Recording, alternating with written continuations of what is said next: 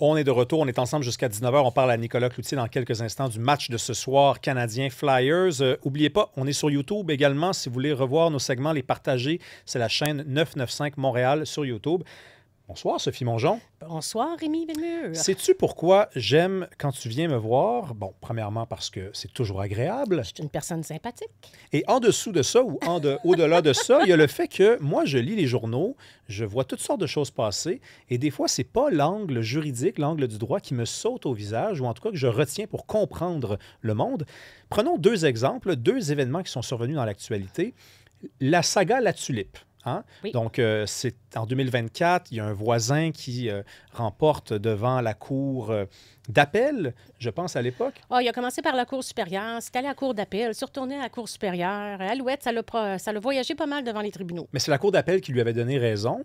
Oui. Donc, devant parce que lui, il voulait en fait que la salle arrête de faire du bruit parce que ça le dérangeait, mais il est arrivé après l'installation de la salle La Tulipe qui a près de 100 ans. Et là, tout le monde s'était mis à dire, mais voyons donc, quelqu'un s'installe à côté d'une salle, demande qu'on arrête du bruit et on donne raison à une seule personne. Et là, subitement, la Cour supérieure donne raison à la salle La Tulipe.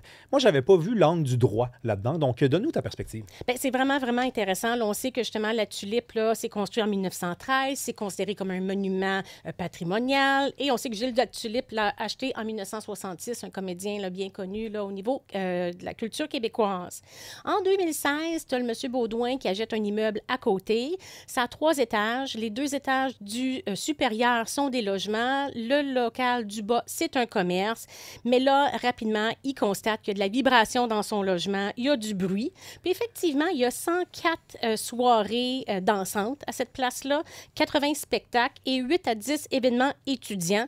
Donc, ça lui cause des troubles du sommeil. Il ne s'endort pas avant 3-4 heures du matin. Il y a du bruit à l'extérieur. Donc, il présente à la Cour supérieure une ordonnance pour faire effectivement une injonction interlocutoire et permanente pour faire respecter le règlement sur le bruit à l'égard du territoire du plateau, donc dans l'arrondissement du Mont-Royal. Donc, la Cour supérieure lui dit, oui, tu as raison, sauf qu'on ne va pas nécessairement fermer la place, on va surtout demander qu'il y ait des modifications qui soient faites.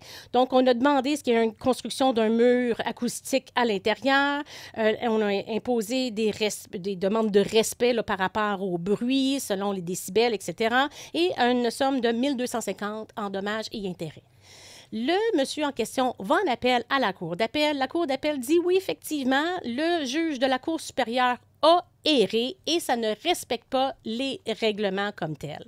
Donc, le lendemain du jugement de la Cour d'appel, l'arrondissement du plateau Mont-Royal modifie le règlement et à partir de maintenant, enlève automatiquement tout ce qui est bar, salle de danse et salle de spectacle dans la catégorie du règlement là, qui doit être respecté. Fait en tout et partout, on a voyagé partout dans tous les tribunaux. Ça a coûté une fortune de juges, de salles, etc. pour finalement modifier le règlement.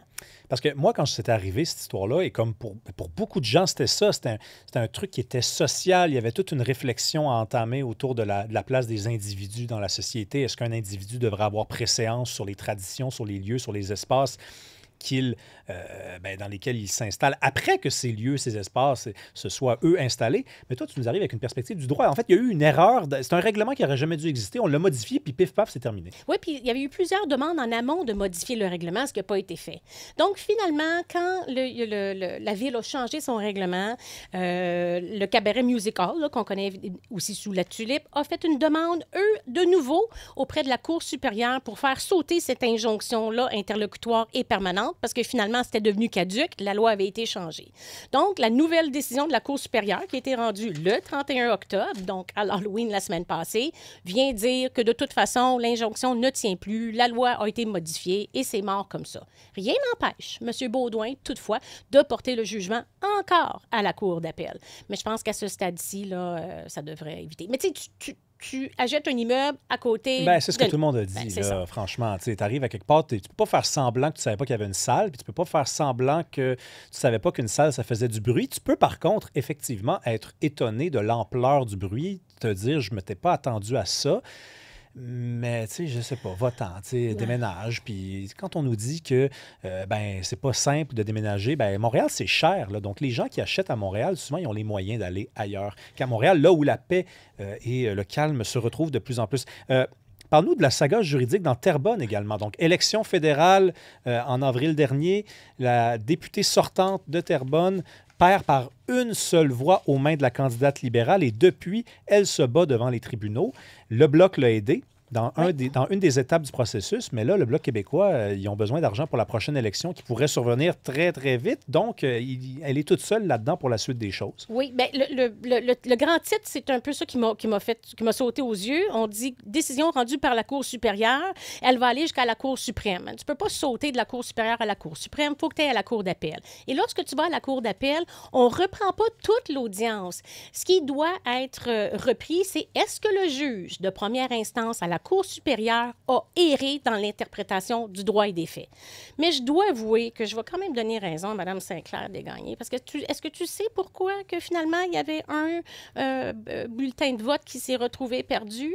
Bien, en tout cas, on avait retrouvé le bulletin de vote, si c'est ta question, là. Bien, parce que la personne qui était en charge de faire les petites trousses là, à distance avait fait une erreur sur le code postal de l'adresse de retour. Oui, c'est vrai. Donc, tu as le bulletin qui doit être mis dans l'enveloppe A, qui doit être mis dans l'enveloppe B, qui doit être mis dans l'enveloppe C. Puis là, monsieur, quand il a fait sa petite trousse d'élection, a mis les 3 derniers chiffres ou les 3 derniers numéros, là, il a mis son code postal de sa résidence. Fait que, tu sais, ça a de l'air... Je peux comprendre. Ben oui, c'est l'erreur est humaine. Oui, puis en bout de ligne, là, dans le jugement, on finit par savoir qu'il y a 21 feuilles, de 3 à 5 feuilles, pardon, qu'il y a 21 étiquettes qui risquent d'être problématiques, donc une quarantaine d'enveloppes qui ne seraient pas peut-être retrouvées à la bonne place. Et là, je peux comprendre, elle a dit, écoute, là, il y a eu... On voit qu'il y a une erreur, Ben oui. mais il y en a possiblement d'autres. Et morale de l'histoire, tu sais, quand même, est-ce que tu sais c'est quoi le revenu d'un député au niveau fédéral? Oui.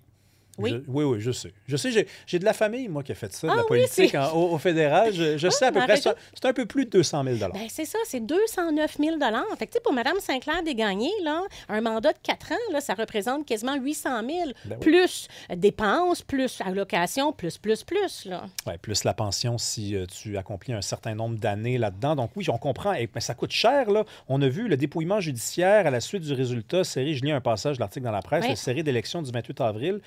Et la contestation en Cour supérieure, c'est un total de 250 000 à date de frais qui ont été encourus par le Bloc québécois. Puis là, elle a dit ça va coûter plus cher devant la Cour suprême. Elle s'est partie un GoFundMe. Ouais. Elle encourage les gens à l'aider parce que si c'est pour coûter plus cher que 250 000 là, Mais c'est sûr que ça va coûter plus cher. ça coûte combien Bien, devant la Cour suprême? devant la Cour suprême, là, je vois qu'elle a engagé Maître Julius Gray, là, qui est Ouais. avec moi dans mon dossier Les Invalides au Fonds de retraite Québec et dans d'autres dossiers des victimes d'actes criminels aussi, là, qu'il y a eu des modifications de loi qu'on considère qui sont pas, respectent pas la Constitution. Là. Mais calculé, là, je pense que le GoFundMe, il estime à une quarantaine de mille. Mais il faut Ouais. qu'elle passe par la Cour d'appel avant, puis après ça, la Cour suprême. Fait que selon moi, il y a encore un autre 150 000 là, devant nous autres là, qui nous attend. Le problème avec cette histoire-là, Sophie, je veux t'entendre là-dessus, c'est on dirait que les individus sont capables d'avoir de l'orgueil. Hein, l'orgueil, c'est un vilain défaut.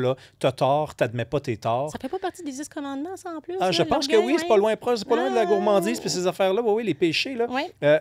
Mais les organisations aussi sont capables d'orgueil. Élections Canada, tu sais, s'ils décident qu'on va de l'avant avec ça, ben ça voudrait dire que dorénavant, à chaque fois que quelqu'un conteste, peut-être qu'il faut donner raison aux gens qui contestent, peut-être qu'il faut virer du monde, peut-être qu'il faut avouer qu'on n'a pas été blanc comme neige, donc on préfère tenir notre bout. Bien, c'est parce que la loi la loi électorale, la loi électorale du Canada là, dit que pour qu'on réouvre une élection comme telle, il faut que ce soit irrégularité, fraude, manœuvre frauduleuse ou acte illégal. Et une erreur administrative ou une erreur de bonne foi n'est pas considérée Ouais, comme ça a une aucun irrégularité. ça n'a aucun bon sens. Puis, si on commence à ouvrir la porte pour des erreurs administratives, ça va mettre en péril la stabilité du résultat des élections. Et en plus, quelque part dans le jugement, on vient dire que c'est la responsabilité du citoyen de s'assurer que son bulletin de vote rentre en bonne et due forme. Non, mais c'est exactement ce que je te dis, Sophie. C'est qu'une organisation, on ne reconnaît pas qu'une erreur de sa part, c'est un motif pour refaire une élection. C'est juste s'il y a quelqu'un qui avait l'intention de mal agir dans le processus. Donc, on est en train de dire finalement que quand on se trompe, c'est pas un motif d'aller en élection, c'est de l'orgueil. C'est de l'orgueil d'organisation. C'est ça que c'est. Bien, eux autres se rabattent sur la loi. La loi, elle est inscrite ainsi que c'est pas un motif, c'est pas une fraude, c'est pas une manœuvre frauduleuse, il n'y a pas de dol. Donc, en principe, il ne faut pas mettre en péril la stabilité des résultats parce qu'effectivement, en plus, un autre des points, puis c'est pas un mauvais point, on dit annuler une élection, ça fait en sorte qu'il faut que tu fasses revoter tous les gens sans compter les frais que ça apporte. Ouais. Et qui dit que des personnes qui ne sont pas décédées entre les deux élections. Et donc, ça, effectivement, met en doute là, la finalité d'un résultat d'élection. Merci beaucoup, Sophie Mongeon. On voit encore une fois un peu plus clair avec toi. On se parle jeudi. On se voit jeudi.